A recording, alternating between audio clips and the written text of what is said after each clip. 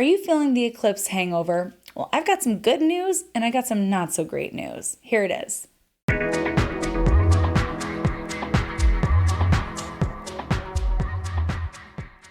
The first week of November brings us into a period that I'm dubbing the eclipse hangover. A lot of people report feeling like an eclipse hangover following the eclipses because so much has happened, so much has changed, and our systems kind of just need a second to reboot and take it all in and process it. On top of that, a lot of times our vitality takes a little bit of a hit during eclipse season. So sometimes after eclipse season, we all just need a moment to recover. If you can hear it in my voice, I am definitely one of those people in that category. So there's a lot of different layers kind of influencing this first week after the eclipse. So I'm just going to put it all into this one video. It's the eclipse hangover. It's a vibe check is what we're going for here. And you might be feeling, there's column A and column B is what I'm also going to call it. And you might be feeling both, or you might be kind of in one category while other people might be feeling the other stream of energy. So one of these streams is very uplifting and helps us see the positive side of things, gives us a little bit of boost of encouragement. And the other is kind of a downer energy. So let's break it all down. So first, I want to talk about my girl Venus, because on the 31st of October, Venus in Virgo trines Uranus. And then on the 3rd of November, she opposes Neptune. And on the 6th of November, she trines Pluto in Capricorn. So overall, this is talking about our relationships. Our relationships can get kind of a little bit of an upgrade around this time.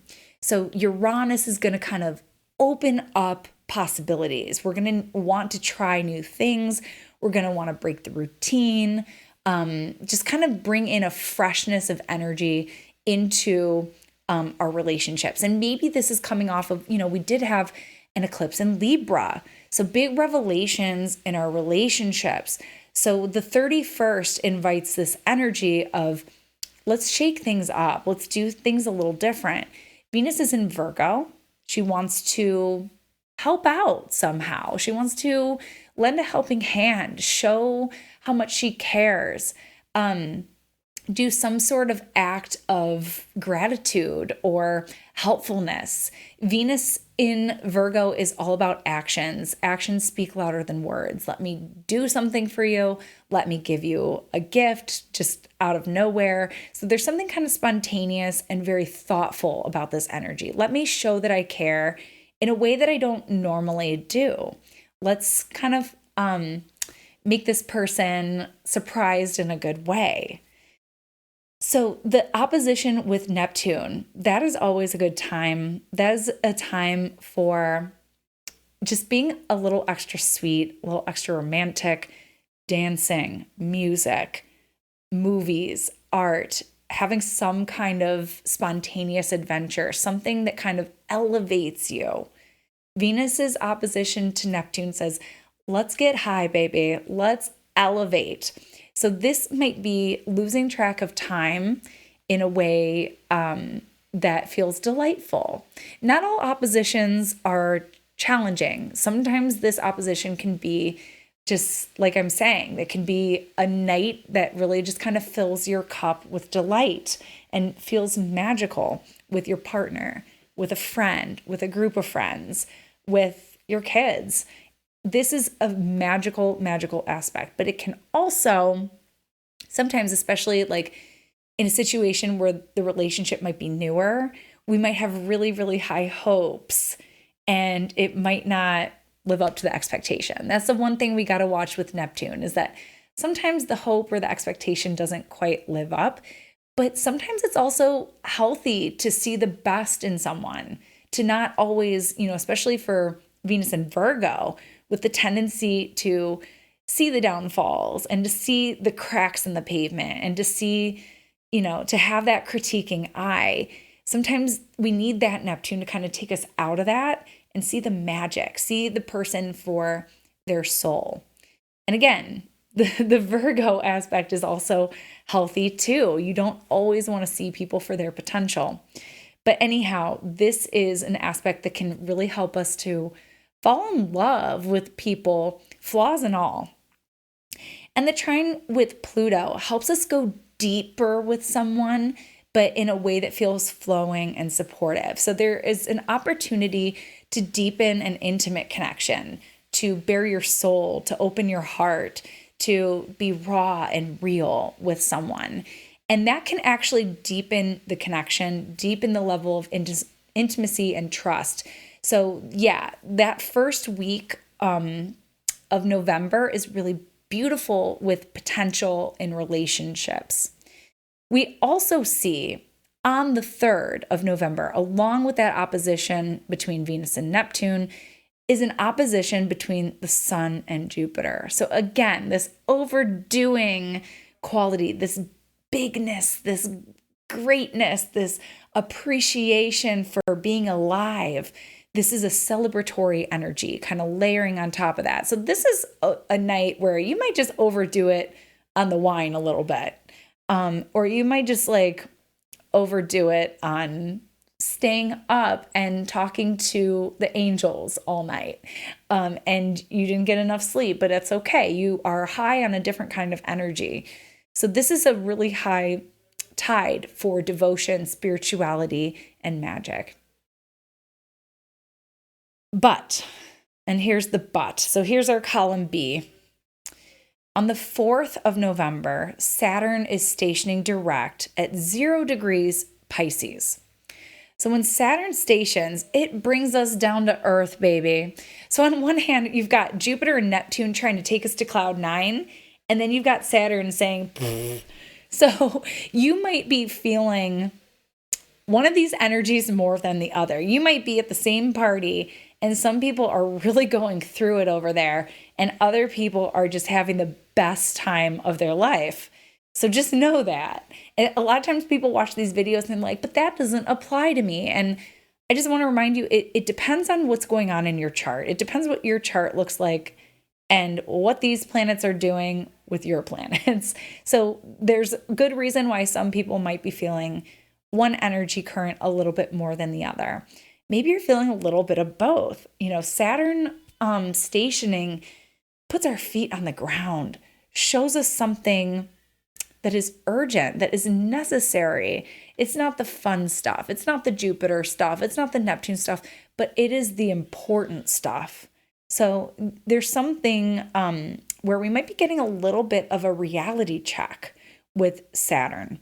And especially if you have planets at those early mutable degrees, you're going to be feeling Saturn a little bit more. There's something about realizing your limits, realizing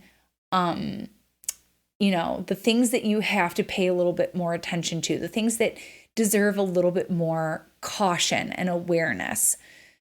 So yeah, Saturn can sometimes make us feel down, can kind of make us feel heavy, can kind of make us feel blah, and at worst, depressed.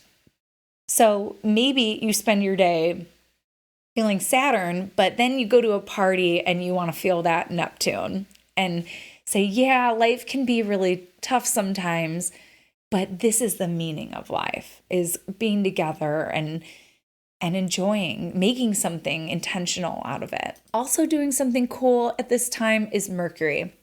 Mercury in Scorpio is in a trine with Neptune and on the 6th of November, and is also going to oppose Uranus on the 4th. This can kind of bridge the gap between these two flows of energy, as I was saying, because Mercury in Scorpio, in aspect with Neptune and Uranus, can help us brainstorm some really creative solutions. So yeah, this can be a very inventive energy and can help us pivot in the wake of some of the things that the eclipse has just shown us. There's been a lot of big changes since the eclipses, and these aspects from Mercury can help us pivot. So yeah, maybe basically a lot of the energies here are about integrating some of the shifts from the eclipses. We can see support in our relationships. We might feel a weight of the world, but Mercury helps us come up with inventive solutions and helps us find like a creative take on things, helps us find a way through the swamp. That's something that Scorpio can hold space for, is the heaviness. And those aspects from Neptune and Uranus can help us find a creative way out. Now from here, Saturn stations direct at 0 degrees Pisces. It is going to fly forward to 19 degrees of Pisces in 26 minutes. And it's going to get there by June 29th, where it will station retrograde. So yeah, we're about to move quickly here with the planet Saturn. It's about to pick up speed and there's no stopping it. So if you've got planets between 0 and 19 degrees mutable, this is your heads up that Saturn is coming for you. But if you have planets between 8 degrees and 12 degrees mutable, you luck out because you're only going to get one hit from Saturn. And so, yeah, count your lucky stars if that's you. But get ready. Saturn's going to be moving forward all of this year. Saturn's been between 0 and 7 degrees Pisces. That's all about to change as we get into 2024. So for right now, this was your Eclipse Hangover vibe check astrology shot of the day. And next time we check in, I promise you I've got 2 transits that are going to really promise a change of energy. We've got Mercury entering Sag to be there for 2 months, and we've got Venus entering Libra. So stay tuned and I'll catch you next time. Bye. Thanks so much for tuning in with me today. For a deeper look at how the planets are lighting up your life, you can book your next astrology reading with me, and we'll take a deeper look at your progressions, your perfections, your solar returns, so that you can go forward with a greater deal of confidence and preparedness about what lies ahead. I look forward to connecting with you, and I'll talk to you next time. Bye.